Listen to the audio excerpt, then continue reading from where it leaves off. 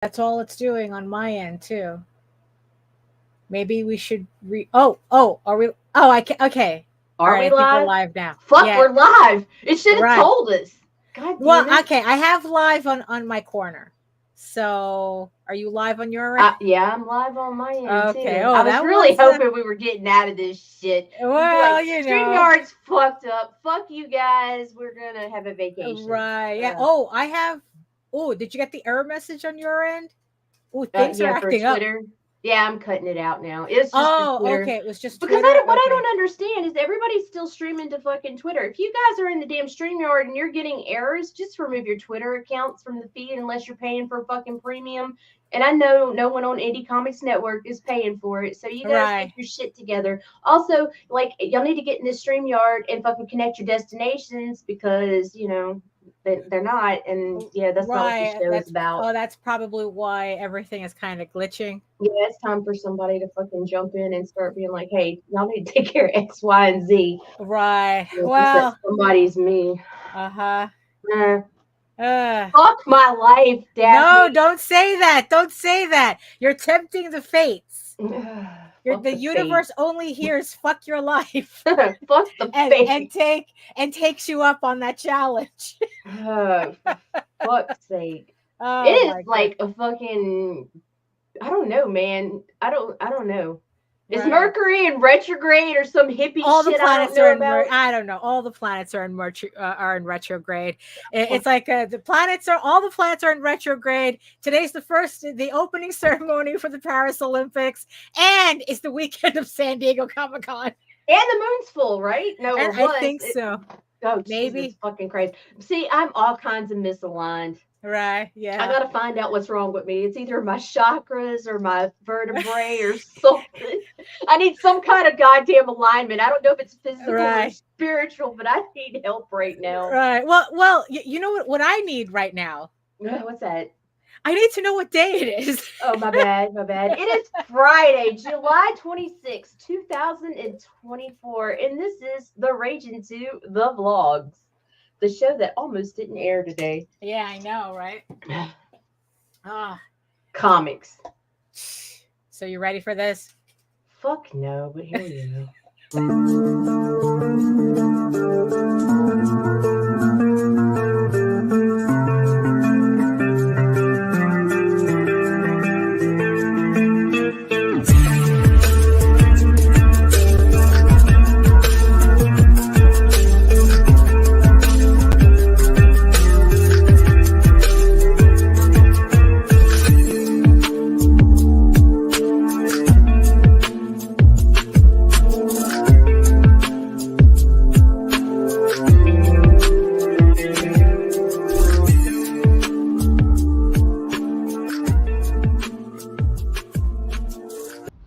Trigger warning, fuck you.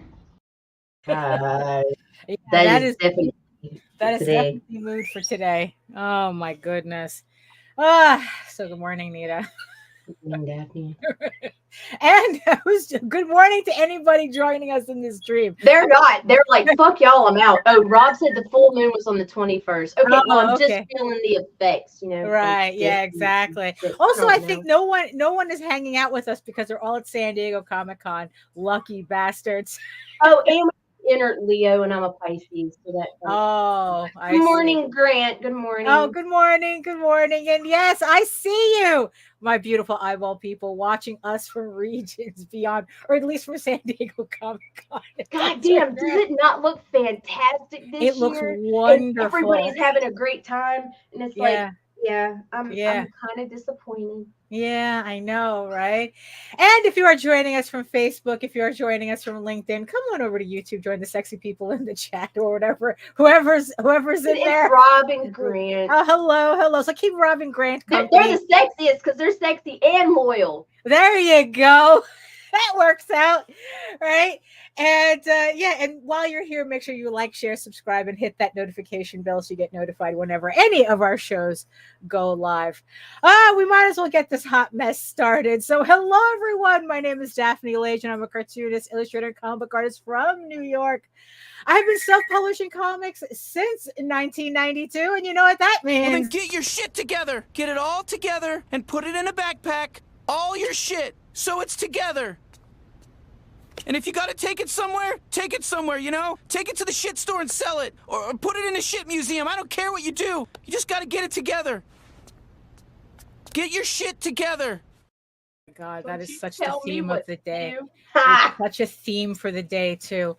Oh my goodness. I am known for the furry fantasy adventure Tall Tales, which returns to Kickstarter later on this year with Tall Tales Tears of the Mother Volume 1 of the new story arc, collecting issues 1 through 4 of this 8-issue limited series.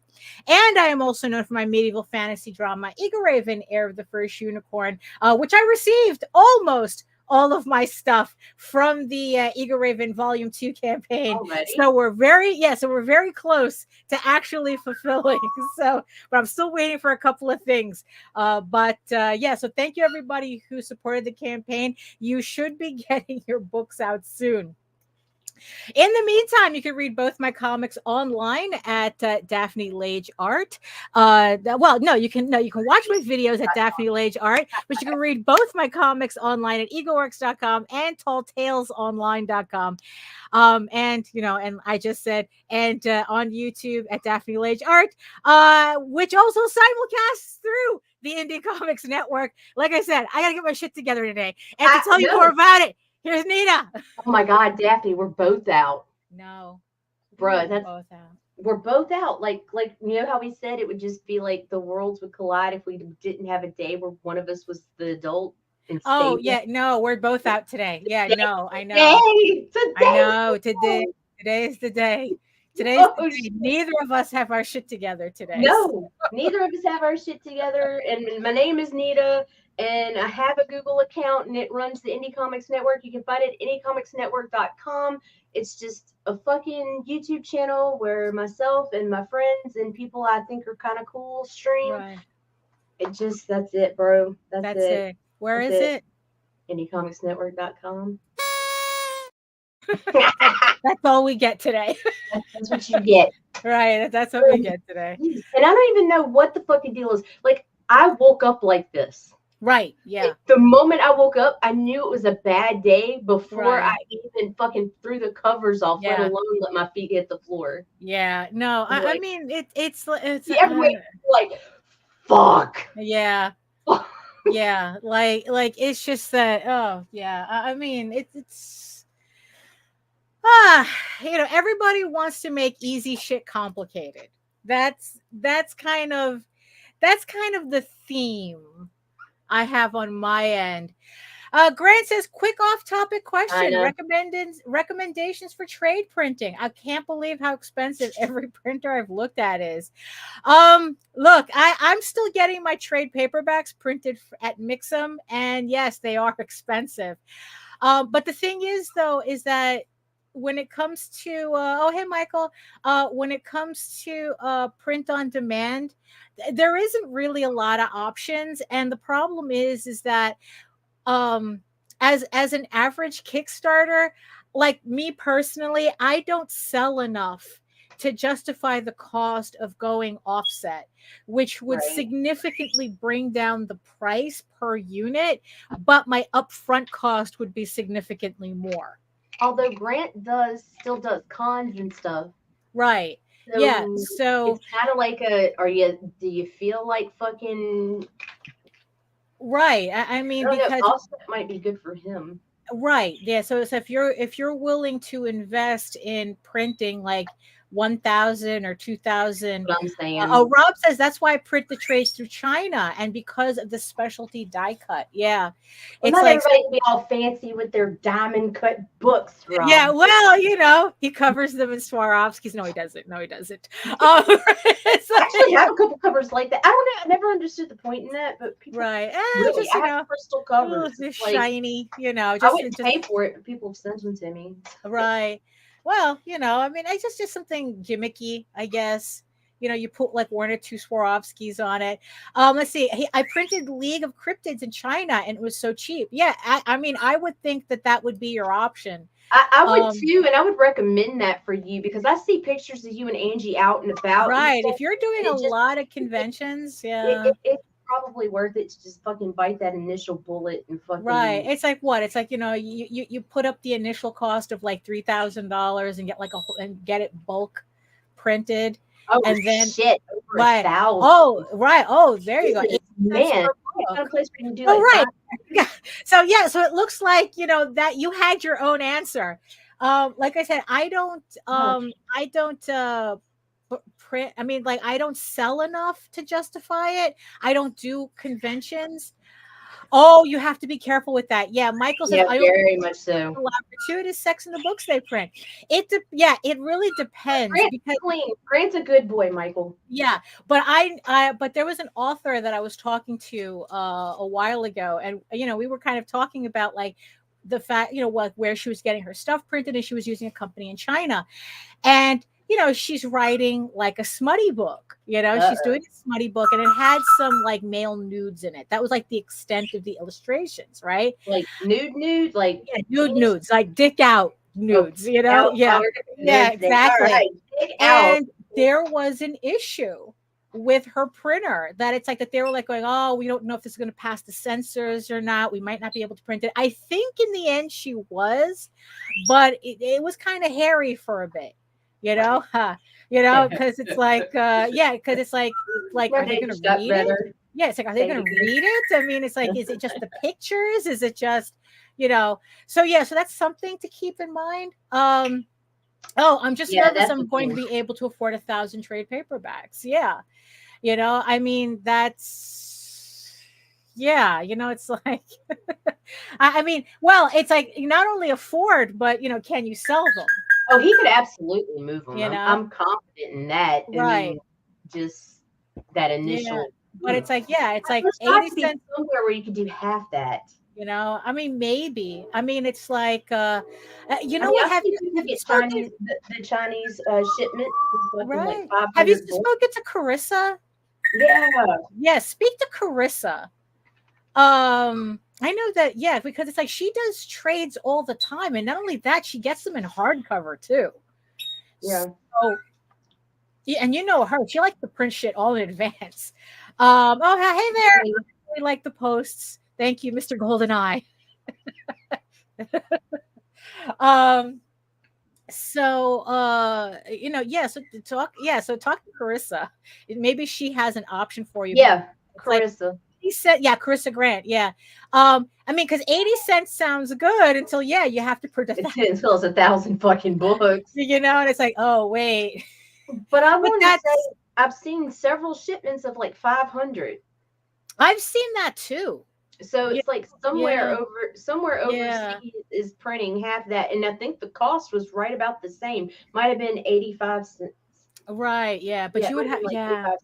But that's really because in the United States you can't get those types. No. Those, it's like, hey, because we had to ship all our manufacturing overseas for some reason. I promise I'm backing House of Bob because I am an adult and can make adult choices. Yes, thank you very much. Yes, and because Michael mentioned it, just to remind everybody that House of Bob, the sketchbook, the adult furry sketchbook set, which includes Mondo Bondo, is launching August 19th. The link is in the show notes and in the chat as well. I had just posted it this morning. Also, really quick too, because Jose, being the feral animal that he is, he launched another Kickstarter campaign today. The Oswald Chronicles. Which one was it? Jesus Christ. fuck? I know this. Yes, I know. When Tender Souls. Mourn. When Tender Souls Mourn issues 1 and 2 is on Kickstarter. It's live right now. Last I checked, it was already more than half the goal because, like I said, Jose is our little feral animal. He does whatever the fuck he wants on Kickstarter. No notifications, no warning. He just does it and he funds anyway.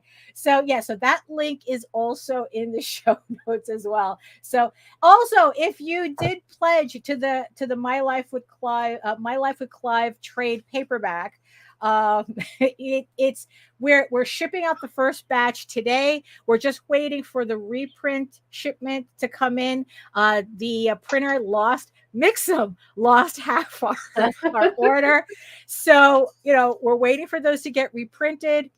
We should have them by next week. And so the first books are going out today. So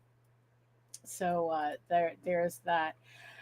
Oh my goodness. So so speaking of Kickstarters, right? So yesterday I got my orders for Eagle Raven, right? So I got, for Eagle Raven Volume 2, the campaign. So I got my copies in. And so I'm still waiting for stuff to come in because it's like there's all these components, and even though I ordered everything early, it's like I still have to wait for them. Honestly, the books took faster than I expected, and all the ancillary things took longer. It's taking longer than it's kind of like the reverse. Usually it's the books that take longer. Right. And especially with trades, I was like, that was the first thing I ordered because I thought, oh, the trades usually take longer than if I'm doing individual comics. And it's like everything is Bizarro World ordering, so I'm still waiting for other things, but I just want to show what I have. So right now, right, what I'm doing, Jose says that I should buy a machine for this, but so I got my new bookmarks, promotional bookmarks that everyone's going to be getting, right? So what I've been doing is that I've been rounding the corners with my new favorite. Is that what that fucking shit was yesterday? I'm sitting here I'm working with you, right? And I'm letting tab. Yes. Right, and if you hear the clicking, that's this, right? So it's like, what the fuck is she doing? Because it didn't sound like your keyboard. Right. No, yeah. So it's like, so I was just like rounding. I want you to know I heard that sound in my head for an hour after we got out of the StreamYard. Yeah, no, it's so I've been rounding the corners, right? Because I just like the way it looks. And also it seems like, especially with these types of things, they seem to last longer if the corners are rounded than if they're just pointed. They do. Right? They do. And also it's like, especially if you're sliding like business cards in a wallet or something, they slide in a lot easier than if you're dealing with a pointed corner. So, well, if you're dealing with a corner, pointed corner as opposed to a rounded corner. So I have to get through like 250. And Jose goes, why don't you just get the machine that does that? There's this crank machine that you can do it in bulk. Because this way I can only do it like one at a time. And it's like they're not that expensive. I think there's one. It's good for you. It works out your hands. Well, that's true. It's a different movement that's repetitive for exercise. Right. Because this right here, all day, every day. Right. Yeah. So it's like, I just haven't decided. So I have another set of bookmarks coming in today. So everyone's going to be getting 2 bookmarks. I think you'll appreciate this one, especially Nita, because there was a piece that Jaden had done for me as like a test. Like we were trying to test out like how she would working from other people from my layouts and redrawing stuff. Oh. And I did a double-sided bookmark from that artwork. You should totally send a few of those. Oh no, absolutely. Okay. I just haven't decided though whether I want to put a hole in it and get those tassels to go with it. Well, I mean, at least for one. Right, at least. So I'm still deciding on that. So I should be getting those in today. And also I got the if you backed the where's my stickers?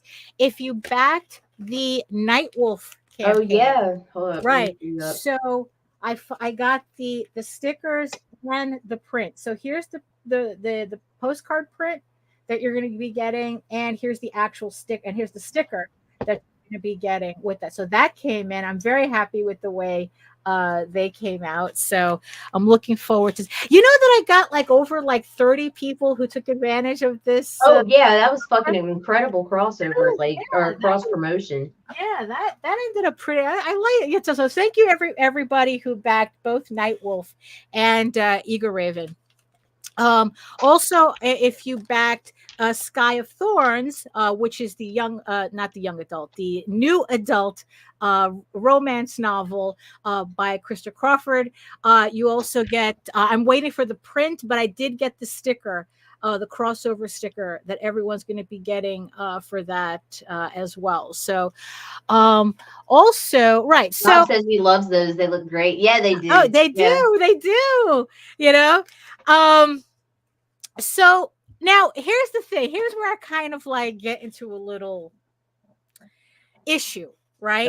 So I'm sitting here rounding corners, right? And and Jose's like rolling his eyes because like, why are you even bothering? And two, like why don't you don't you just buy the machine that does it, right? So, like I said, it's like $80. I probably just should buy it because I can just round all the corners of everything. What will you fidget with? Right. Yes. I could multi-purpose. Right. But you see, the difference is that if I do this long enough, my fingers start hurting. So at least with the crank, I could do a whole bunch of them at the same time. So true that. Yeah.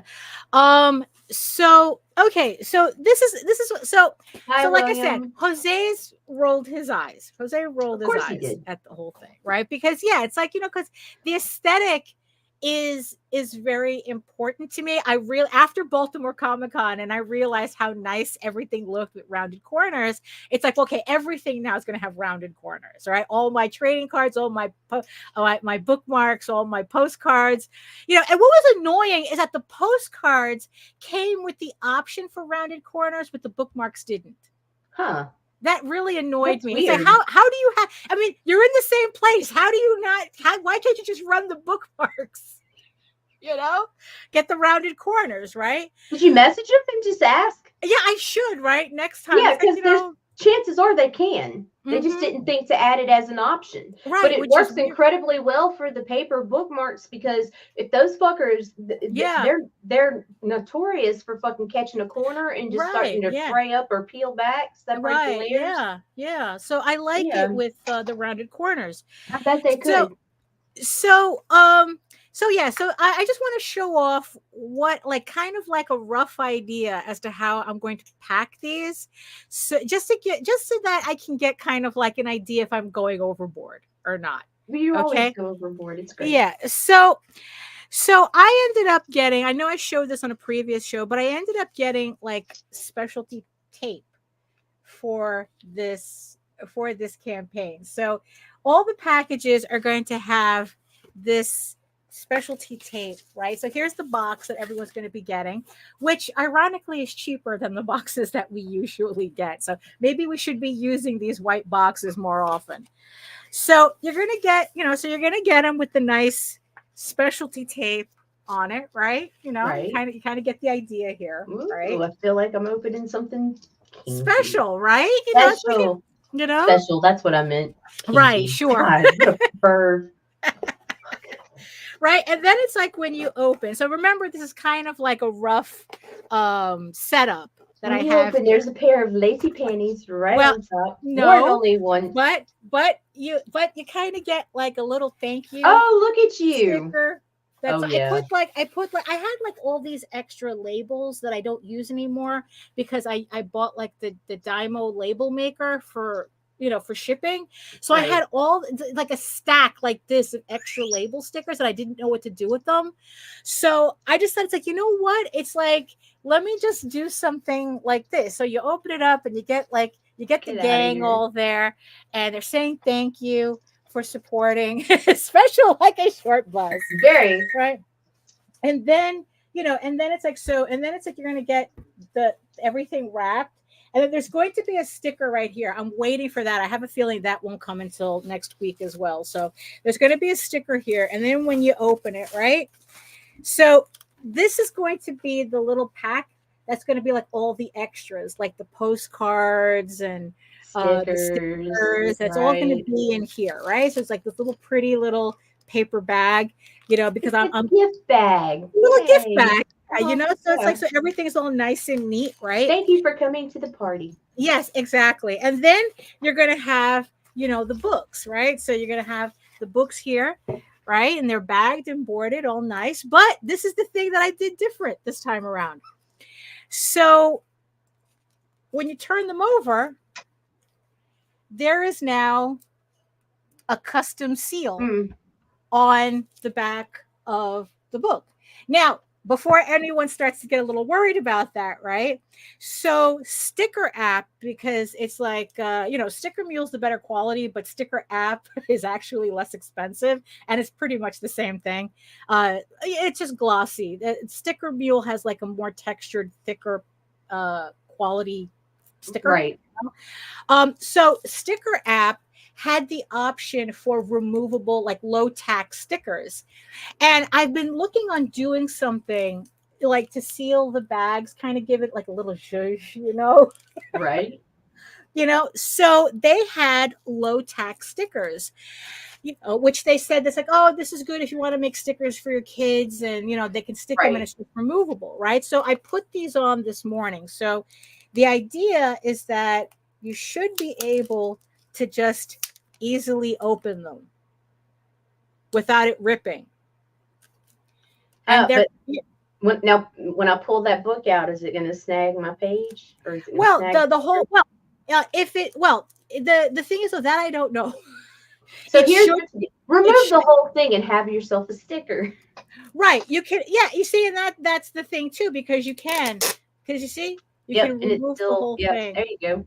Right, so it's not going to rip, or at least it's not supposed to. I had this since this morning, just to test it.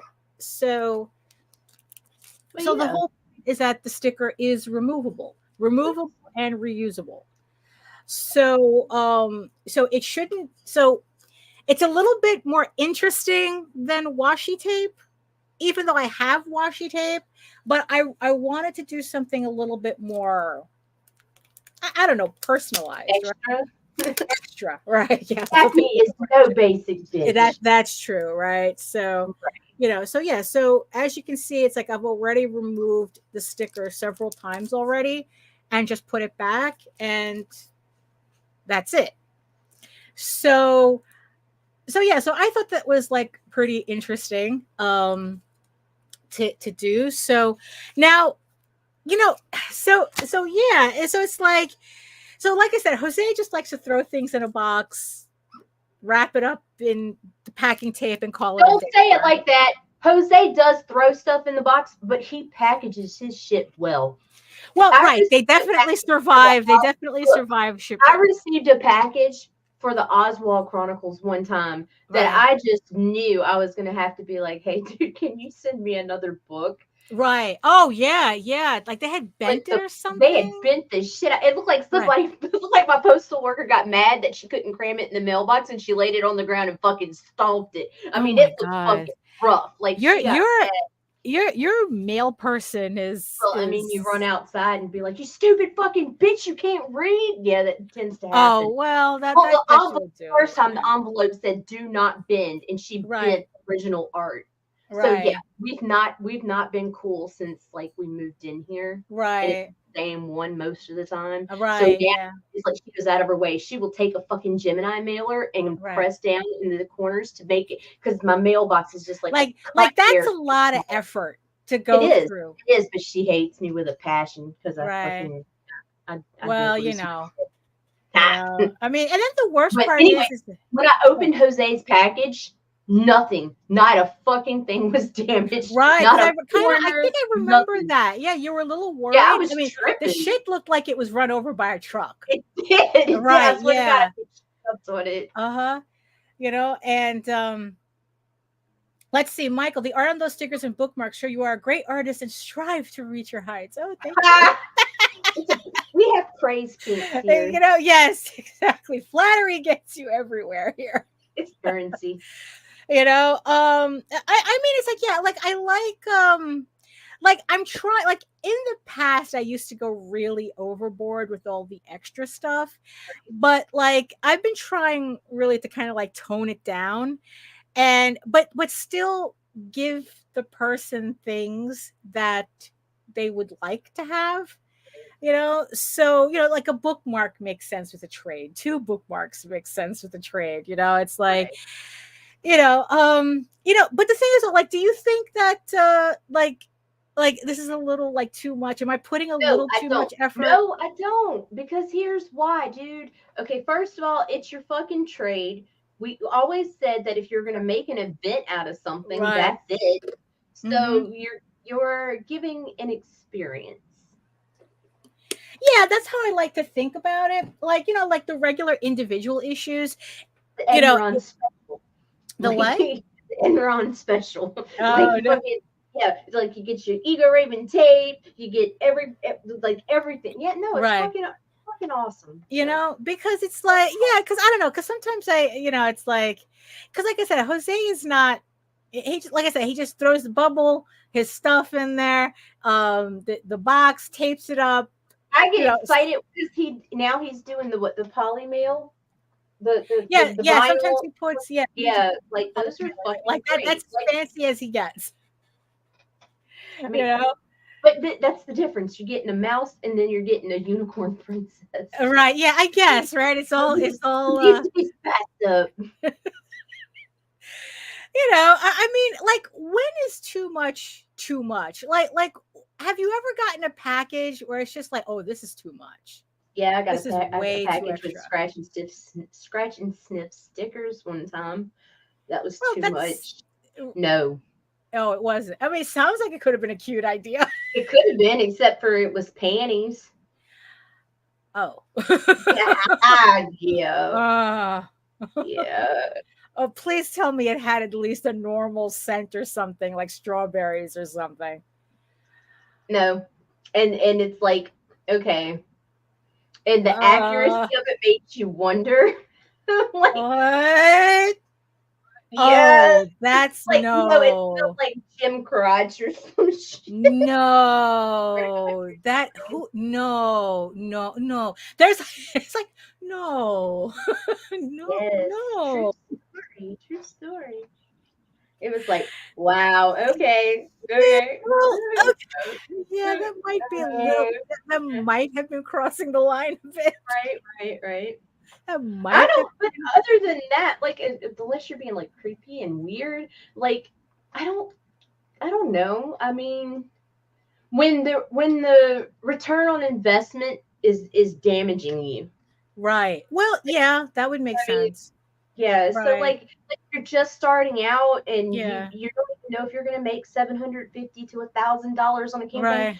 Promise all this fucking cool shit. Don't invest in Right. that yet. But I mean, other than that, I mean, if it's not putting you out, Right. if your RIO is still good, then fuck it, go Right. for it, go for it. Right. Yeah, because I was just a little concerned, but yeah, but I guess that's the good rule of thumb. It's like, as long as you're not really putting yourself out, Right. it's you're doing, it's like, it's fun, because like, I like to watch like all these artist alley girlies, right? And of course, when they're not doing artist alleys, they're selling their stuff out of their home, and some of them just like, they kind of like, sometimes like the the need for aesthetic actually begins to annoy me, Yeah. especially with these artists. It's like everything has to be aesthetic, and it's like, there does come a point where it's like, okay, now you're being too much, now you're being way extra, and it's like, and now it's like going, oh, but it was so cool to get the tape and this, that, and the other thing, and it's like, it's like the tape cost me like $30, but supposedly there should be enough tape for like 200 packages. Huh. So, so it's not really that big of an investment, for two campaigns essentially. Like I said, the label stickers on the inside of the box, I had those already. They were just sitting around doing nothing.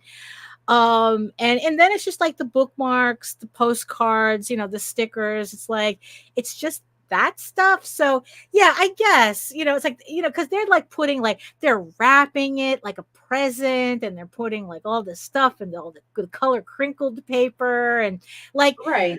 and and then it's like I remember getting what did I get? I had Okay, ordered so something. okay, you went it too much. When you're just filling the box with trash, and that's what Right. they're doing.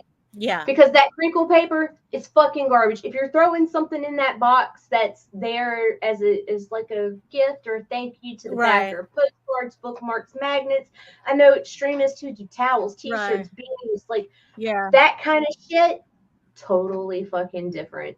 But if Right. you're just putting a bunch of garbage in my box, it Right. doesn't need to be fucking Christmas Because morning every time I get no, because something. there was one thing that I ordered where they put glitter in the Oh, I box. would fucking be pissed.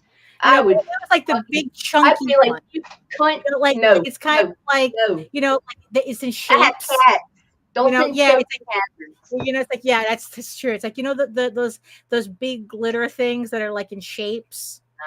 I'd still Or be something. mad. So yeah, I had one like that. Like I think they were more like foil confetti rather than glitter. Glitter bombs. Don't send goddamn. That's when it's too Right. much. And then it's like I was complaining to Jose about that, and he goes, they do it like that so that you take pictures and post it on Instagram, right?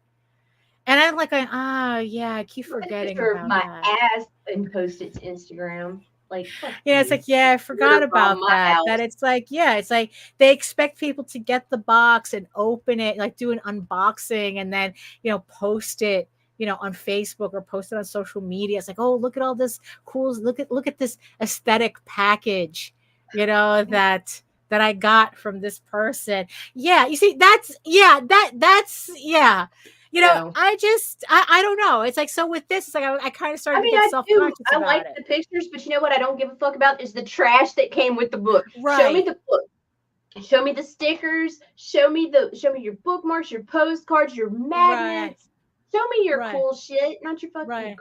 like Right. So I if guess I saw that's a picture and somebody took it and there was glitter in this goddamn box, I'm gonna fucking make a mental note of that fucking author's name, and I right. will never, ever, ever buy Right. anything from her. Ever. Right. Yeah. Ever. Yeah. I mean, yeah, that was, yeah. So I guess, okay. So that's kind of like, so that's the line to cross. I have a phobia of glitter. Like the second you're putting like garbage. The second you throw garbage in a box, Right. That is like, because at least, I don't know, because at least the way I do the bubble, it's reusable if you wanted to use it. The box is right? reusable. Like this, and then it's like stickers, who doesn't like stickers? There's always a place to Right. put stickers, right? Right. Bookmarks, you always need bookmarks. I guess like the only thing that I would say is like frivolous on my package is the But family portrait but right here. it's mood. That's mood It's setting. mood, Like, right? It's that's mood, right? Right. I mean, like that's pretty much, and also I think because it's label paper, it peels off really easily. So I guess if you wanted to keep it, you could do that too. So I don't know. Yeah. So I was just I was just a little concerned as to how I was packing these. Like, I'm not sure. No, you're But I guess, fine. yeah, I guess it's like, it's okay. Anything beyond this would be too much, right? I mean, don't put glitter in my box. No glitter, no glitter. If I can't handle glitter in the house, you're not going to get it. Look, it's bad enough. Shit probably ships with cat hair in it somewhere. I can't help that. Dander and bird dander. Oh, and trading cards. Jose says we all need trading cards. Yes, we do. Which I will be rounding the corners to those as well. Right? Oh my goodness.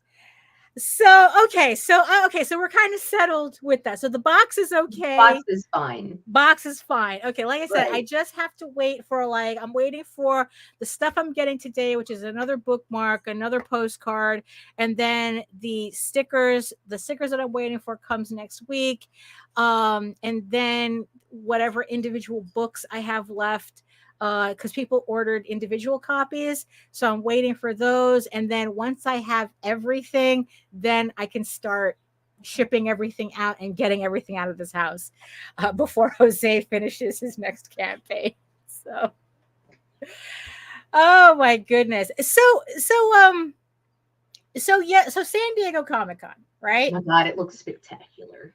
I mean, people are having I mean, can't remember the last time I've seen a lot of our creator friends that happy on a Yeah, Wednesday. they're making fucking bank out On a there. Wednesday night. For those of you who don't know, San Diego Comic-Con has a preview night on Wednesdays. I think it's from like 2 to 8 or something. And yeah, and it's like, yeah, and people were goddamn happy after that Wednesday. So I could only imagine what it was how it was yesterday, because we were still seeing people going, another Shit, great wait day, for fucking Friday, dude. you Or know, wait, it and is it's like Friday. it is Friday, right? Fuck Yeah. me. So Yeah, it's today's like, the yeah, day, so yo. unless there's like a VIP or something, so San Diego Friday should be opening up in about like 15 minutes. Right. No, right. It's like 11, 12. Yeah, because 12 would be 12. 12, it would be what, About an 9? hour, huh? 9. Yeah, it would be 9? 9 o'clock, 9 a.m. there, I think. So they should be opening up. Yeah, so people are having a good old time there. I mean, it's been years since we've been at San Diego, and I've said this on the Monday show, that it's like, if given a choice between New York Comic Con and San Diego Comic Con, I would choose San Diego in a heartbeat. The only thing though is just like getting there. The logistics of getting there is a nightmare. The show itself is a beautiful thing. God, the show yeah. is the easiest even part. outside, just the fucking there's a statue of Goku outside. Right. It's like, bro, just outside, the aesthetic of that Right. fucking con is fucking phenomenal. Yeah, it really Like- does take over the entire city pretty much, because there's also like Petco Park, which is, I think, baseball, right? Yeah, baseball, and they take off Sandy depending on the year. I think there was only 1 year they couldn't take it over because it was an actual game going on. Wow.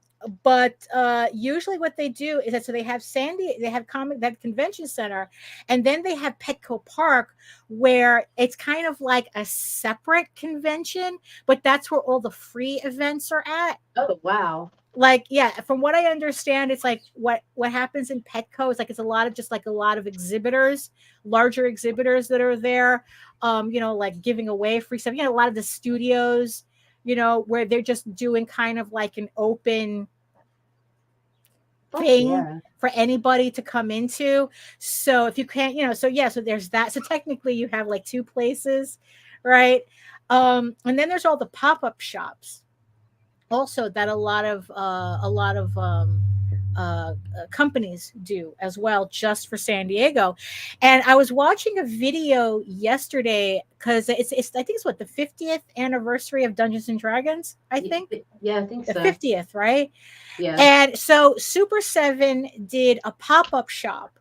Like, it's funny because I think it's nearby. It's kind of like near the lamp, the gas lamp district. That's where all the restaurants are. And it's a little near, because it was funny was that I saw the video, and it's like, I recognized the place, like just not the store, but like the area. Right. But I'm pretty sure it's nearby, but I just don't know exactly where it is. And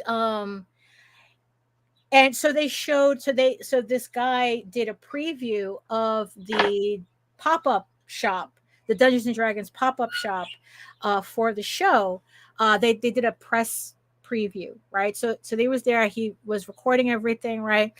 And they were showing this diorama that they made with. So I guess that they're doing all of the special action figures for the cartoon series, for the Dungeons and Dragons cartoon.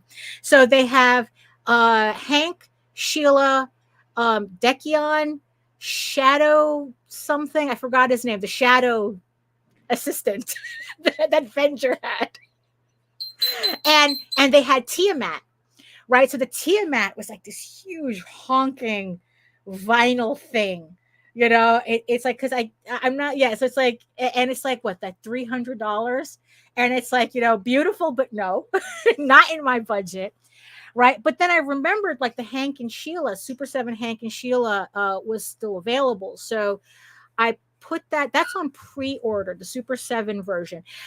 I think Mattel had put out their own version of the main characters, But I didn't pick those up because I didn't like their sculpts, and I like the sculpts on Super 7 on the Super 7 toys better.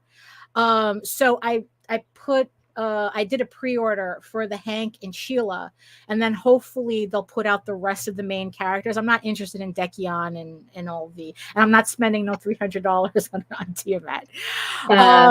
So because I like their sculpts better, so at least they're a little bit more expensive, but um also I think also I'm in the middle of anxiety shopping, so I'm not sure. Me too. You should see my I'm not list, sure. Daphne. The Yeah, shit I have coming in the mail. I'm like yeah, already. I'm questioning my I'm own like, sanity. yeah, no, for real. I think I've been like stress shopping, and it's like I'm like going, oh, Rips. a lot happened Ruh-roh. this past month. It's like, It's been a year it's since the beginning of July. yeah, I know, really. Um, so yes, I put those on pre-order.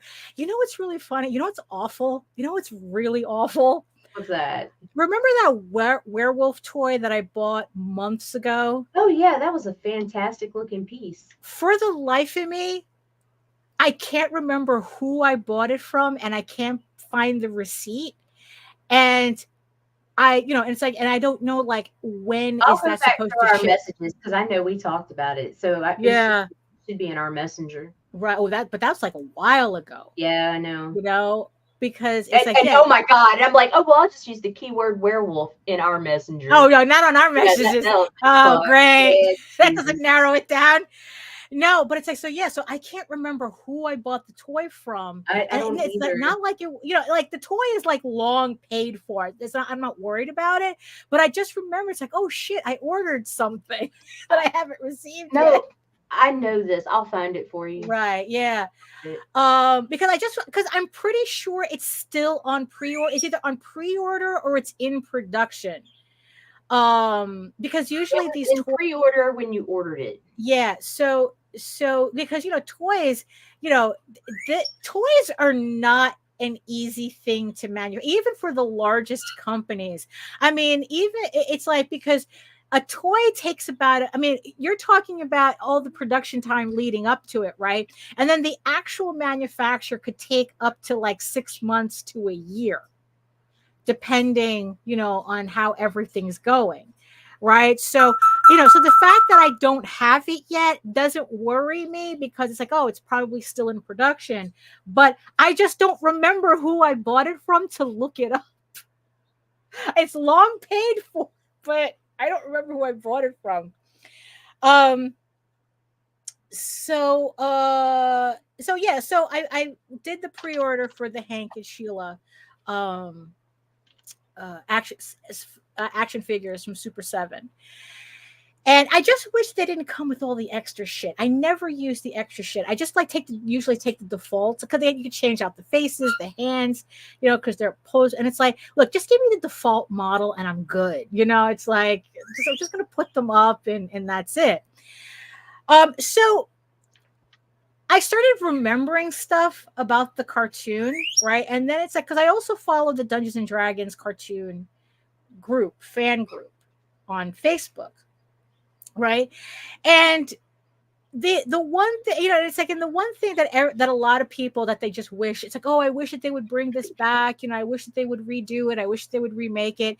It's like, ever since Renault, I think it was Renault, they did a commercial for the Brazilian market, where they literally did a mini episode of Dungeons and Dragons, because Dungeons and Dragons, the cartoon, was huge in Brazil. I remember watching a lot of the episodes in Portuguese, and Renault did a commercial for the Brazilian market using the kids, and it's beautiful. Like, if it was a movie, this is what it would look like. Like, that's how serious they were, right? So it's considered the standard. So that commercial is considered the standard of what everybody would like to see a live action Dungeons and Dragons cartoon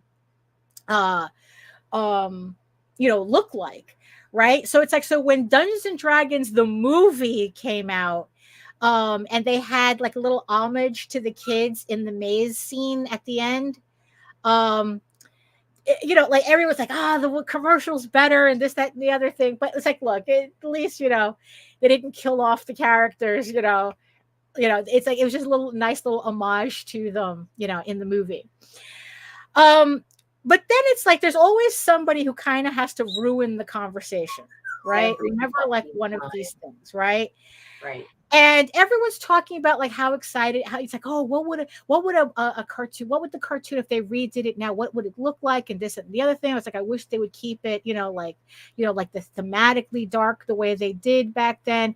And then someone had to pop up and say, it's like, oh, it's like, oh, it's like, you don't want a new cartoon because they'll just make it woke. And then of course it's like code word. So I automatically block anybody who uses the word woke unironically. It's like, you know, shut up, get a brain, know what you're talking about, and goodbye. Believe it. I don't need to hear from you anymore. Right. So, I mean, it's like, really, it's like Einstein repeats words less than the way people throw around the word woke like it means something.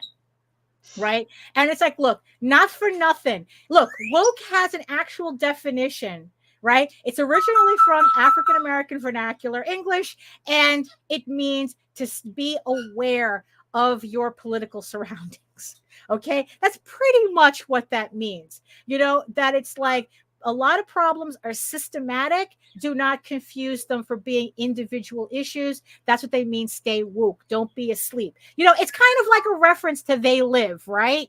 Right. You know, you put on the glasses and you see obey and spend and all that shit. You know, so when you take off the glasses, you're asleep. When you put the glasses on, you're awake. That's what that's kind of, I don't think it's an actual reference to They Live, but that's what they're talking about, right?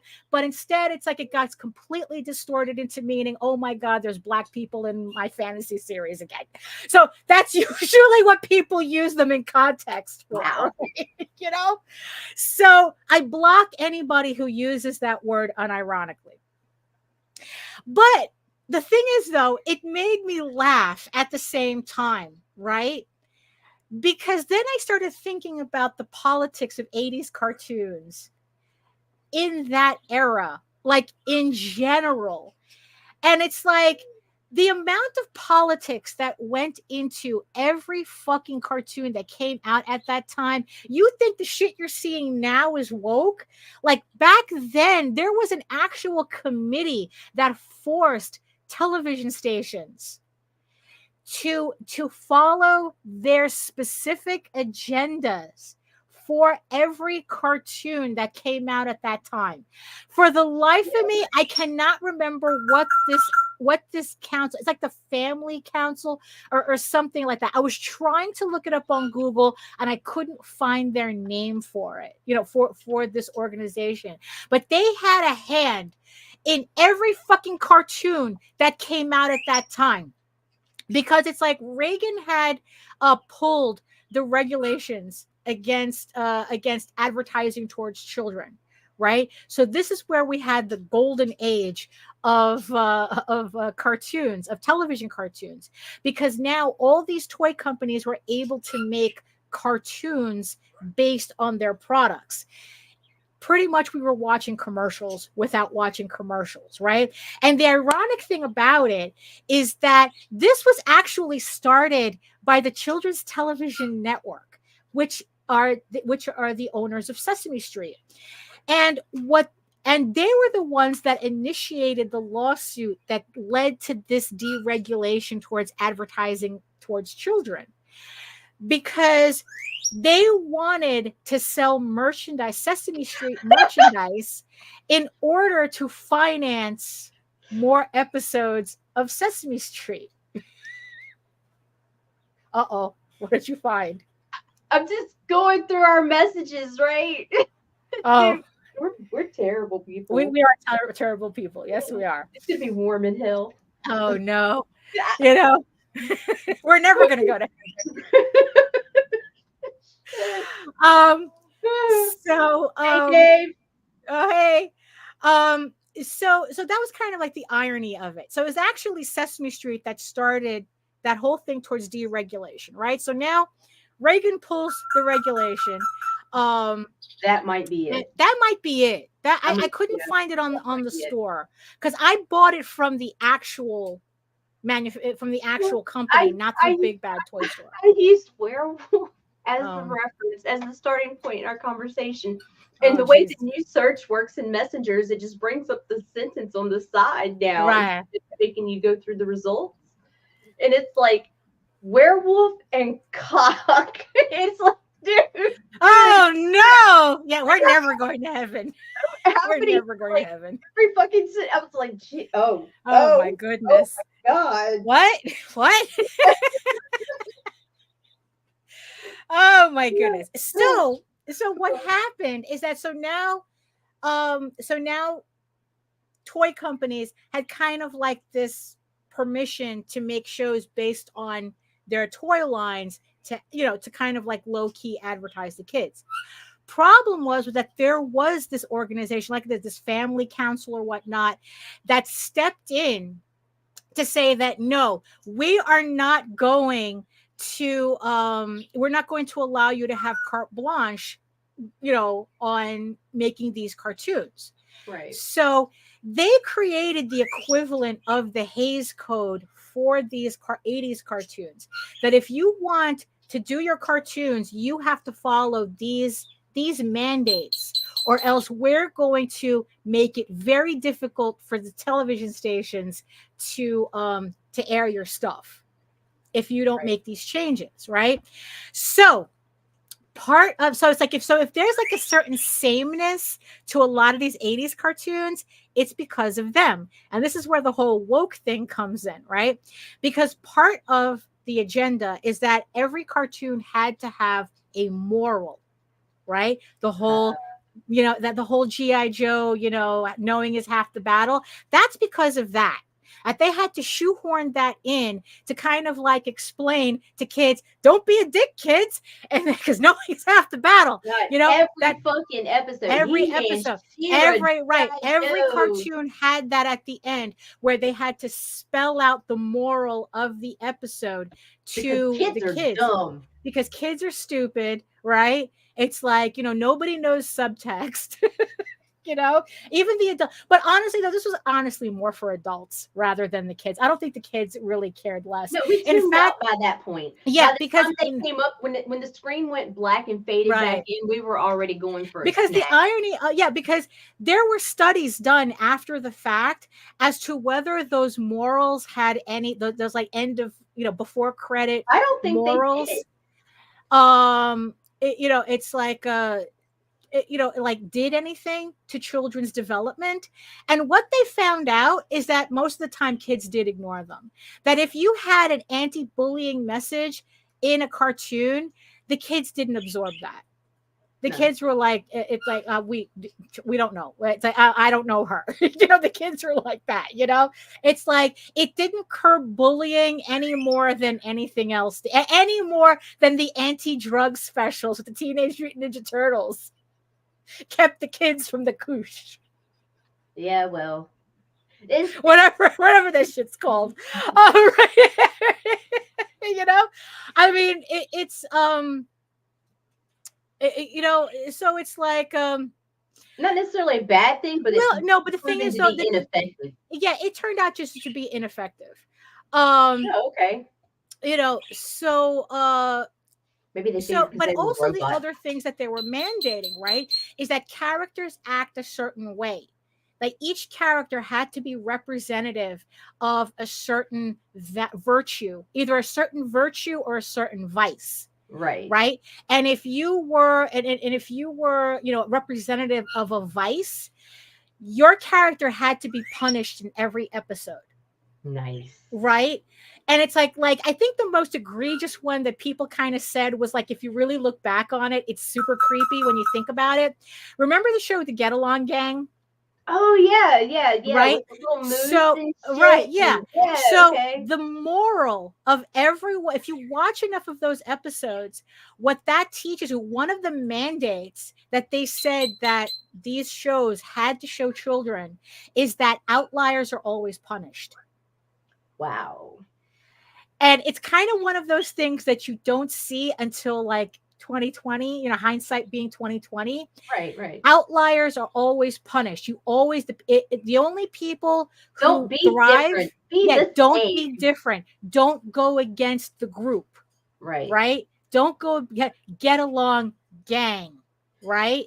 Jesus. Right. So they said that was the one that was the show that was the most egregious. But the thing is, though, is like every other show had kind of like this that theme going on, that you never go against the group. Also the other thing, then it's like you have something, then you have kind of like, also there were little diversity quotas too. I mean, it's like, for everyone complaining about diversity quotas now, that was the shit back then. Right. I mean, it's like every show had to have a woman, a black, 2 Jews, and a cripple. Hey. I mean, and the funny thing is that that's exactly what South Park is goofing on. Right. That you have to have. Actually, that phrase was from an actual politician who like destroyed his career by saying that. It was like, I forgot who he was. It was like somewhere like in the early 80s, where he was trying to brag about how diverse his cabinet was. And that's literally how he describes it. I have a black, a woman, 2 Jews, and a cripple. Completely destroyed his career. I forgot who said that.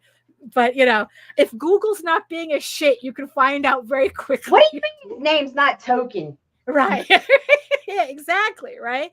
So it was the same thing in 80s cartoons, that they all had to have kind of like this. They had to have, you have to have diverse this, you have to have, you have to have the kid in the wheelchair. You have to have the black kid. You have to have the kid in the glasses. You have to have the Smurfette, and you have to have the guy who's the leader.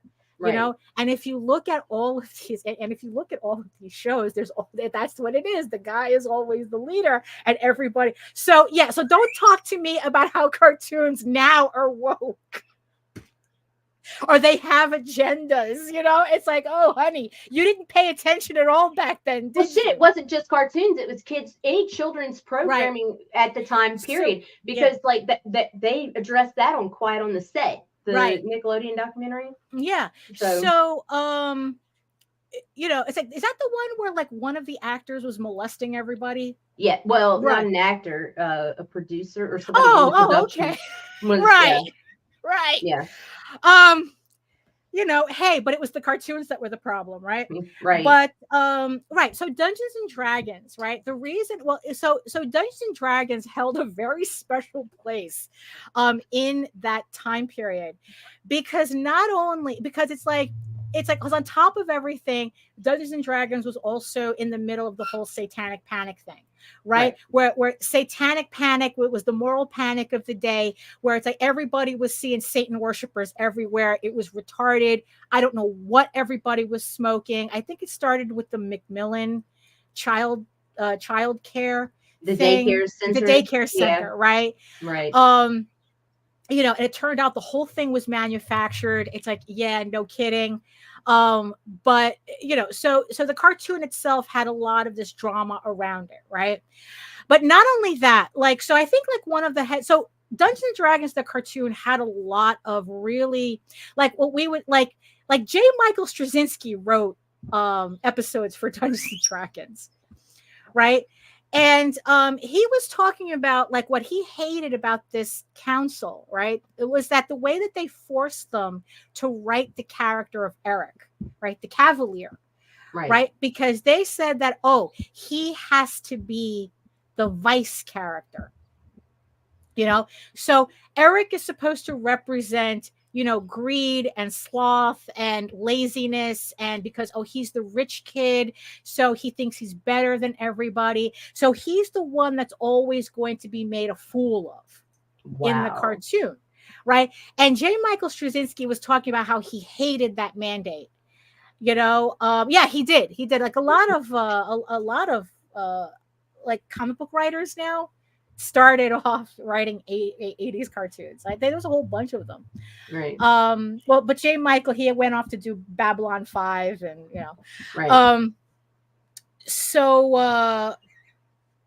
Because side note, because I'm a fountain of useless knowledge. George R. R. Martin right? George R. R. Martin, he actually started to write Game of Thrones because of the original writer's strike. Nice. It's because I think like before then he was writing for like Beauty and the Beast. Remember with the Ron Perlman Right. and the lady from Terminator. I forgot her name. Linda Hamilton. Linda Hamilton, right? He was writing episodes for that. I mean, I know he probably worked on other shows as well. But then when the writer strikes happened, he said he needed to do something. So that's why he started writing Game of Thrones. Wow. Okay. Because he needed to do something and he needed to keep busy. So now if he'd only finish. Right. Well, the thing is that the thing that I've read, I guess the theory is that because he was originally a TV writer, when the TV show came out, he kind of like, well, this is what I wanted to do anyway. So that's why he's kind of taking forever on the last book, even though supposedly they announced it already. But side note, right? So mad. So Straczynski was complaining about the fact that, he hated this council because they were putting like so much pressure on them to the point where they wanted to ban episodes because Dungeons and Dragons was very kind of unique at the time because also the stories were darker. Right. So there was one particular episode that almost got the show canceled. It's called The Dragon's Graveyard. Right. And the main crux of the show of the episode is that the kids end up cornering Venger in the dragon's graveyard. And they have him pretty much as a prisoner. And the kids literally think about killing Venger in that episode. I mean, that's like, you know what? If we kill Venger, it ends everything right here, right now. Right. And I don't. Yeah, it's dark as fuck, But it's like, holy shit, yay! It's like that's So what happens? Like, I'm not sure if they had to change it because I don't remember the episode very well, detail wise. I just remember the crux of the show, and I remember Hank saying, "It's like, oh, we have to let him go, or we won't be any better than that, right?" But it was that episode that almost got the show canceled because then it's like these other family groups came in. Oh, you're promoting violence, to children, right? And then one of them actually went to the FCC trying to force, I think it was CBS, to put disclaimers in front of the Dungeons and Dragons cartoon saying that watching this cartoon may cause violence and has been linked to violence because the whole satanic panic thing. And it's like, no, I think like everyone told them to fuck off. Like somebody had to draw the line somewhere, right? Right. So, so it's like, that's just like Dungeons and Dragons was just a very strange, it was a very odd cartoon, which is why it stood out for me so much back then, right? Because like the stories were not kind of the same as everybody else, It's right. like, because you watch He-Man and She-Ra, which was also a huge influence for me.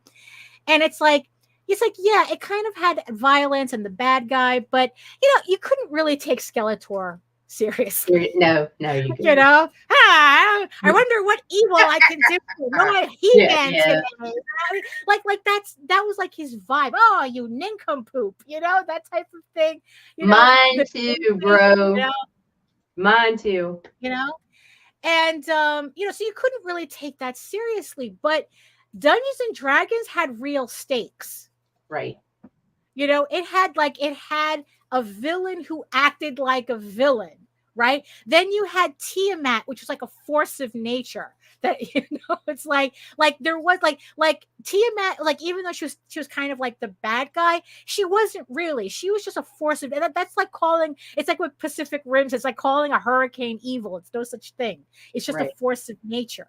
Right? It's like how they're doing. It's like Godzilla. Godzilla's a force of nature. There's no stopping it. That's what Tiamat was, right? Well, in the end, that's what we do as kids. We just make up our own shit. But what's really funny is, let me point this out. During the satanic panic, all of a sudden, all the middle schoolers and shit really did start fucking cults. Everybody I knew was in a goddamn Right. coven. Because it's like, like- all the parents were making it sound cool. Yeah, We didn't so know. like next Yeah, thing you know, we're fucking drawing pentagrams and fucking melting candles. I don't know. It's throwing upsetting hearts all over parents. the Yeah, place. it's upsetting parents for a reason. Let's do this. So I mean, for real. Like they ended up Hello, like Pizza. creating. That's a Oh, friend, hey, right? hey, Efrain. Yes, hey, Okay. Efrain. I mean, it's like yeah, they ended up creating the issue that they were like freaking out about, to Right. begin with. But in the end, though, the Satanism, that the hot topic Satanism that came out. I mean, it's aesthetic. Right. It's like it was just like nobody was really into this shit. It's just that they saw parents upset about something and they took it as an aesthetic, as a form of rebellion, because that's what kids Right. do. So yeah, so Dungeons and Dragons, right? So going back, right? So over the past past Dungeons and Dragons, right? So over the past several years, right, there has been like kind of like a thing happening in animation that I really wasn't liking. Well, even in movies in general, that I wasn't really liking. And because of that, I found myself becoming less and less interested in media in that sense. Like I would try to watch stuff, and then it's like anything that was interesting would for some reason get canceled. Like I think like the last show that I said, you know what, fuck it, I'm not paying attention to this anymore, was when they canceled Age of Resistance, the Dark Crystal. God, that was so because it's like, holy shit, I did not know that they were able to make the Skeksis more depraved than they were in the movie, you know? God. They were awful. I mean, and that's what made it great, because it put real stakes in the fight. It's like, yes, this is what you're resisting. I mean, it's like freaking bird Nazis. You even had, friggin' Skeksis Mengele, in the back. On production costs, but yet they keep the No. fucking Fellowship of the Ring or the Ring bullshit. No, that's Amazon. Oh, whatever. That's Amazon. Netflix has its equivalent of that garbage, and it's like, man, bring that shit back. Right. HBO needs to grab that motherfucker. So what it was that it was too expensive for what they felt was the return on the subscribers. So so it's like that they would rather put out, like cheap shit, or whatever that no one's watching, rather than, do prestige television, because Netflix wanted to for a little while be like HBO and do prestige television, when they realized, oh, we're not really interested in that. It's not giving us the return, when that's not the point of prestige television. Right. But that's like a different conversation. But so I started noticing this with, I guess, like the early Marvel movies, where it's like all of a sudden, like they started to, for each like movie that came out, they were kind of like toning down the villains. And it's like, and then I started noticing this with Disney cartoons, Disney movies, where all of a sudden, like the villains were like really, really, like the last good villain, like honestly, to this day, I cannot believe they did Hunchback of Notre Dame the way they did. I mean, Judge Frollo was literally a guy who wanted to burn down all of Paris because he couldn't get gypsy pussy. I mean, really, that should be driving me mad. I mean, really, it's like that was like, holy shit. And it's like Tarzan, it's like yeah, so that was the really, like, it's like, I think, well, who was the last good villain? Like maybe Mother Gothel. Mother Gothel was good. It's like, the last, and then after that, it all became existential crisis. Right. Like there just came a point where they switched over from having villains to everybody has existential crisis. The villain wasn't you long. Yeah, no, they they all have redemption story arcs and all right. It's kind of, and it's like, and I think my last straw was the Maleficent movie, where it's like, why does Maleficent need a backstory? Why does she need a redemption arc? She's a villain. She just needs to Although it be was there. a good movie. Well, that's true too. Yeah, I mean, it's like her story arc was actually pretty good. It So, was actually I pretty don't know. good. You know, but it's like the fact that then after that, right? So, and it was especially egregious when they did Star Wars, right? Because kids are not as stupid as parents like to pretend that they are. Right. That's the thing. It's not that, oh my God, they allowed kids to watch that. It's like, no, it's like back then, it's like, look, back then, it's like we had the concept of the latchkey kid. Right. You know, you're fucking 9, 10, 11, and We you set had our your alarm own clocks and got up for the bus ourselves, cooked ourselves breakfast. Like, right, because mom and dad couldn't be bothered because they had to go to work. And it's like, you know what? You old enough to get out of bed, you old enough to do this shit yourself, you know? Yeah. So it's like, you know what? Oh, because it's like, because also here's the thing too, right? Sidebar. always. What's really funny was that I said that I didn't have the energy for another long vlog, and This like, is the we can't. best No, one ever. we're not done yet. We're not done yet. We're not done yet, right? Guess how old the characters are in Dungeons and Dragons. Guess how old the characters are supposed to be in Dungeons and Dragons, the cartoon. Guess how old? I don't know. Only one of them ever really came off to me as a child. Oh, here's one that'll throw you off. Guess how old He-Man and She-Ra are supposed to be? 16. They're supposed to be 16. They're supposed to be 16. They fucking look like they're in their 40s in the goddamn cartoon, right? Right. So the kids in Dungeons and Dragons, so Hank is supposed to be the oldest one at 15. Diana is 14. I think Presto is supposed to be 13. Yeah, 12 to 15. Wow. And see, only one as a child did I see as a child. Right. And I can't even remember who it was anymore. Like 15. It's like, I don't even remember. I mean, I remember the hot mess I was at 15. And these kids are going around fighting dragons and shit. Right.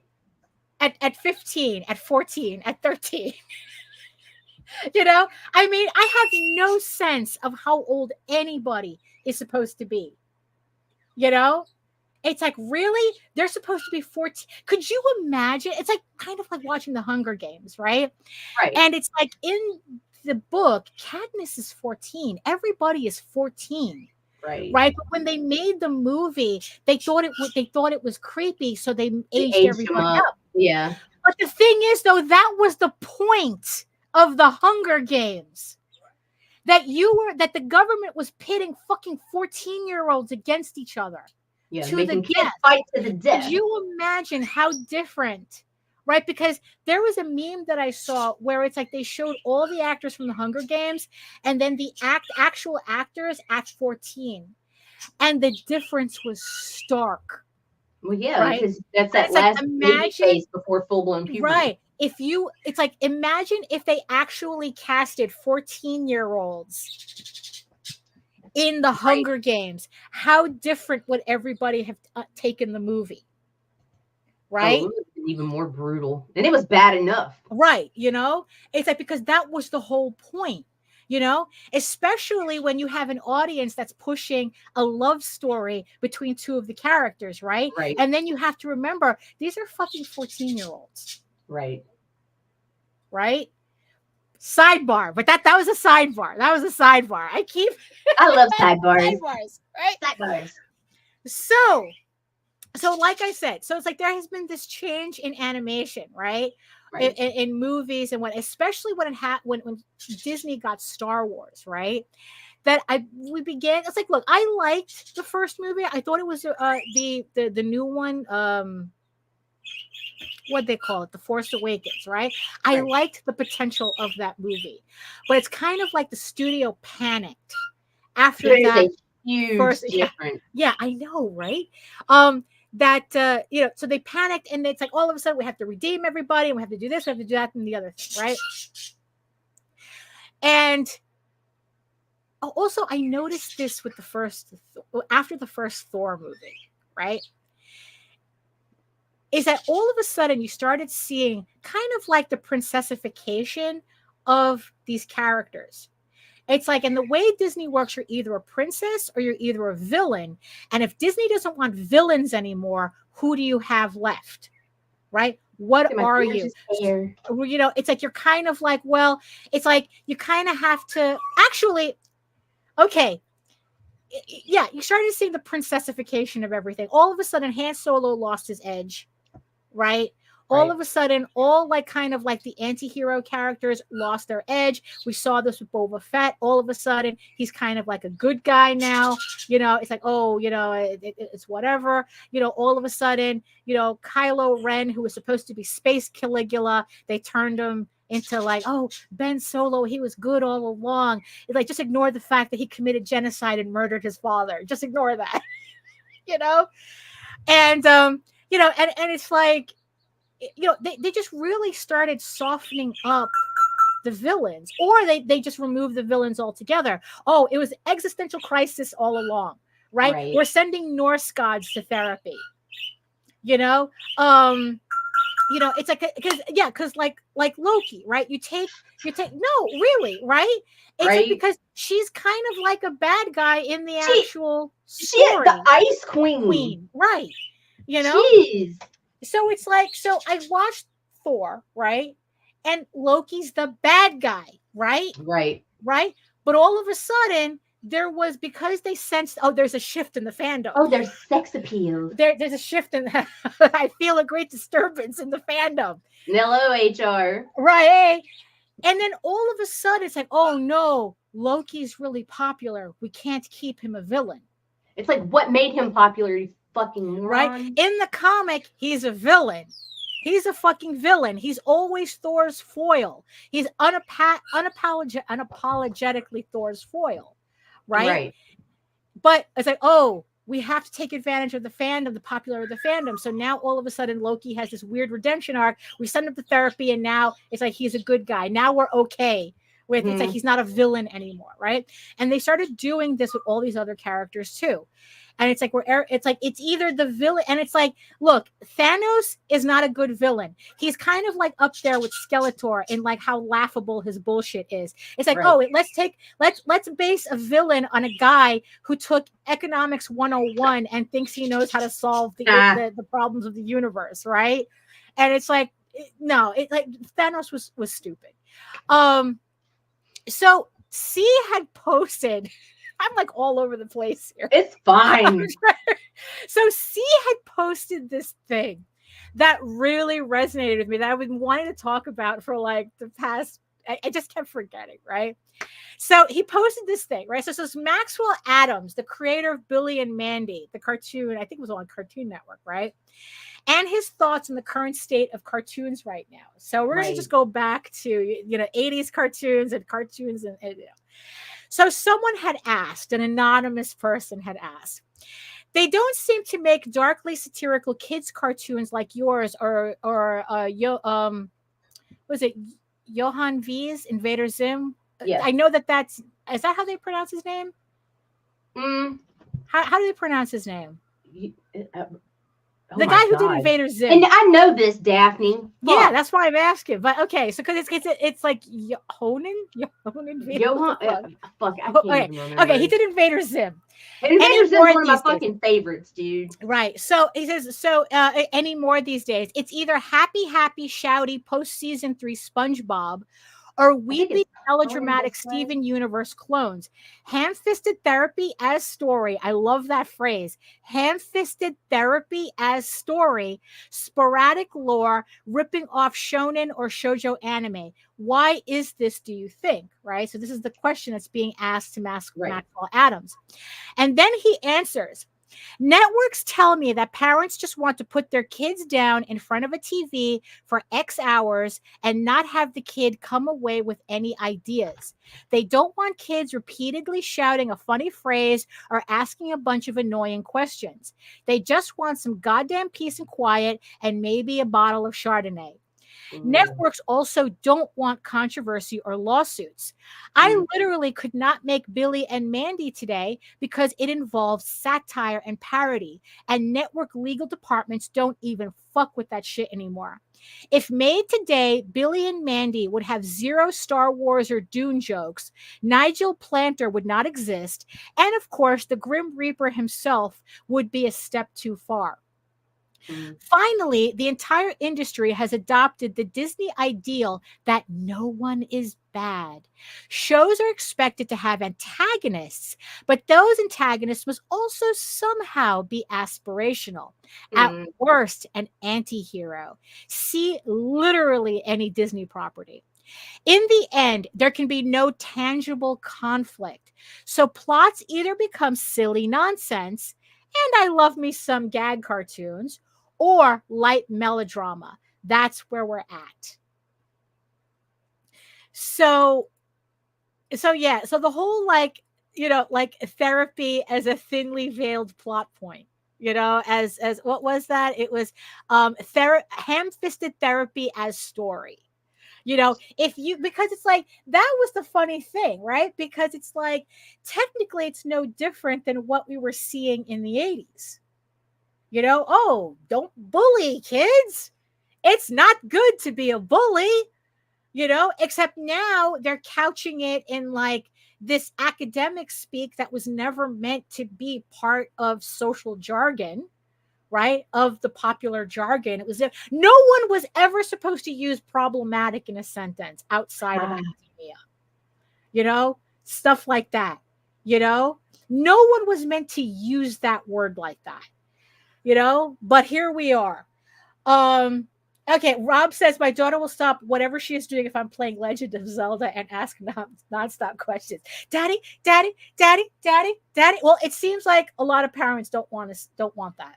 No, they don't. And so what do? They sit it. They plop that fucker down in front of the fucking new TV host that talks directly to the child, that they're the fucking parent of your kid now. And then you wonder why, oh my God, what's that fucking woman's name? She drives me fucking batshit crazy. I would never in a billion years let my kids watch her. But it's like, these kids are like, they cry for her and stuff. Like, I mean, it's like, wow, you're my mommy. I'm out of it. Like, it's fucking insane, man. They want a goddamn babysitter. Keep my kids busy. Don't teach them anything. They want. It's like, look, the only reason they're forcing cartoons to be that way is because it's illegal to feed your own kids Xanax. Wow. I mean, if parents could keep their kids drugged up and tied to the bed for the entire day, they would. They'll put NyQuil in bottles. Right. Yeah. We would have this shit. It's like, or it's like, yeah, it was my friend used to call it a Harry Potter potion. Because he's terrified. Zelda's more interesting than the garbage they're trying to push. Right. Yeah. It's like he's terrified of flying. So every time he goes to take an airplane, he takes a flask with him that it has vodka, NyQuil, and Xanax. And then he says he just takes a gulp of it, and then he doesn't remember anything until he lands. That's the American Airlines special. I thought everybody did that. So it's like, yeah. So it's like, so that's how we're in this kind of like situation. So it's kind of like, say it's like, oh, it's all the participation trophies. Well, who gave the kids the participation trophies, Karen? Who did that? Who did that? It's like, it's like, you want to know why your kids are soft because you wanted to fucking nerf everything. You're the ones who said that everything has to be nerfed. My kids have to be protected 100% of the time. And society has to do it because I can't be bothered. Damn straight. Like, that's how we're ending up in the situation that we're at creatively, where all our media is being squished down to this safe gray pace that God forbid it's spicier than mayonnaise. Because nobody wants to answer any questions. Right. Meanwhile, no one's keeping an eye on Uncle Ted. Ouch. Yeah, it's the cartoons that are doing it. It's the librarians that are doing it, right? right? You know? So, it's like, no one's keeping an eye on Father Jones. Ooh, You ouch. know? Nobody's keeping an eye on Principal Jensen. Word. You know? But, no one's keeping an eye on the executive producer. But it's the TV show that's the problem. It's the cartoon that's the problem. Right? It's everything's problematic. Fuck you. That's not what the word means. People just making up definitions for words. Like I said, it's like the word problematic is an academic word. It doesn't mean what you think it means. It's kind of like the other day so the whole thing, like the phrase Stockholm syndrome, that's made up, right? Like there's no such thing as Stockholm syndrome. Huh. The actual clinical phrase is trauma bonding. Oh yeah. Right? But the problem is that these smooth-brained hot topic shitheads on Twitter decided that trauma bonding means when two people bond over shared trauma, which is not what the word means. The phrase means the bond that's created between an abuser and their victim. Right. That's the real terminology. When you mean Stockholm syndrome, the real phrase is trauma bonding. But the definition of trauma bonding has been convoluted now, and it's been completely it's like, so again, now when you say trauma bonding, people like seriously. Oh, that happened to me too. Right. No, that's not what that phrase means. And the problem is that when it's like I said, these were academic words that were never meant for the general populace. And because now it's in the general populace the way it is, these words have become very watered down and meaningless. That a real conversation about the actual issue, it's very difficult to have because everybody knows what the word means. Everybody's got their own definition. Exactly. It's like you have to establish definitions at the beginning of it, right? At the beginning of the conversation. Okay, this is what it means when I'm talking about this, and that. Right. When I say something is problematic, it doesn't mean something you're uncomfortable with. It just means I'm trying to figure out a problem between these two things. Right. Do I go to the supermarket now, or do I go to the problematic? I mean, right, all these words. It's like, you know what? All these words that go on the top shelf, so nobody can use them. All the babies can't use them, right? But again, that's kind of was a tangent. that kind of was the tangent, right? But yeah, so it's like, so if you ever wonder why the media that you're watching is kind of shitty now, and you're kind of wondering, where did all the bad guys go? Where did all the villains go? Why is everything an existential crisis now? Who gains by telling you that heroes don't exist? That's the thing that bothers. Honestly, tell you the truth, that bothers me just as much as the whole there's no villains and heroes don't exist. Who benefits from that idea? Only the villain. Who benefits from telling you there are no villains and there are no heroes? Because think about it. What they're really saying is that if people do bad things, they have their reasons for that, but there's nothing you can do about it. Who benefits from that? Is that the real lesson they're trying to give us in cartoons now? Is knowing really half the battle?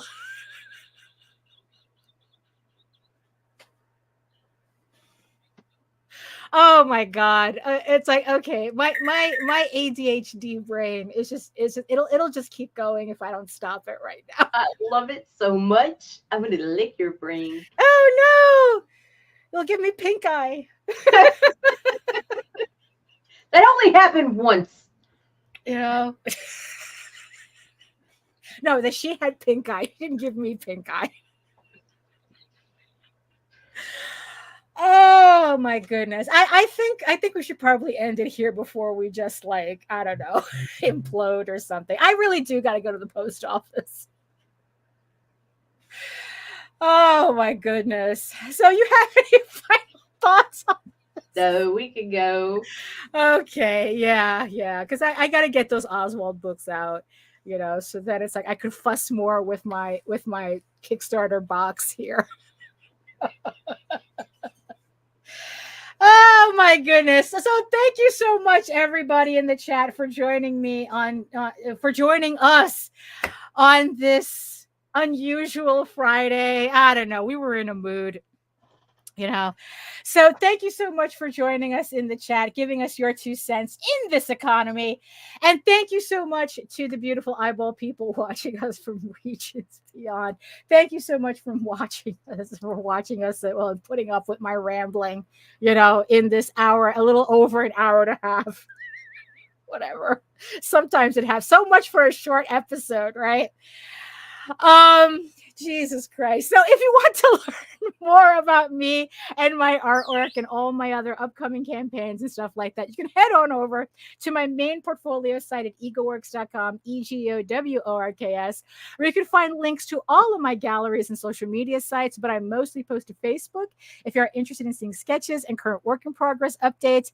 And you can catch me on YouTube as well at my channel at Daphne Lage, Lage Art, where you can watch almost 600 videos and live streams of how I do my artwork. And you can also catch me live on my semi-weekly art live streams Wednesdays at 4 p.m. Eastern. It's from 4 to 6, 2 hours of just me working on whatever and just having a conversation with the chat. We usually it's a lot more. If you think this is free form, that is a lot more free form. We just talk about anything. On the live stream. So join me there. It's kind of like being at a convention, but without blocking my table. And also, you can read Eager Raven, Air the First Unicorn, for free, uploading every day, Monday through Friday. But if you prefer your fantasy to be more of a furry Lord of the Rings adventure, you can follow the link over to Tall Tales. That's TAILSonline.com. And not only can you read the first 20 issues of Tall Tales for free, but you can catch up on the latest story arc, Tears in the Mother, which is also currently uploading Monday through Friday and will return to Kickstarter in a volume 1 later on this year, collecting issues 1 through 4 of that 8-issue limited series. And remember, House of Bob returns to Kickstarter August 19th with the sketchbook duo Fetish Fantasy and Mondo Bondo. The link is in the show notes and in the chat as well. It's 2 collections, the start of a sketchbook series of adults only furry fetish pieces for all of you, or they could be mini coloring books depending on how you look at it. So, mini adult coloring books, crayons not included. So thank you so much again. Also, remember, Jose has the Oswald Chronicles on Kickstarter right now, live. Link in the show notes. When Tender Souls Mourn issues 1 and 2. So last I checked, he was more than halfway to funding. Thank you everybody who pledged so far. Like I said, link is in the show notes and in the chat. Thank you so much again. And in the words of the ancients, eat your food, moisturize, mind your business, and do the work. Because when you actually do the work, you never have to fake any of your accomplishments. Thank you so much again, and we'll see you next time. Later. Fuck you, fuck you, fuck you. You're cool. And fuck you, I'm out.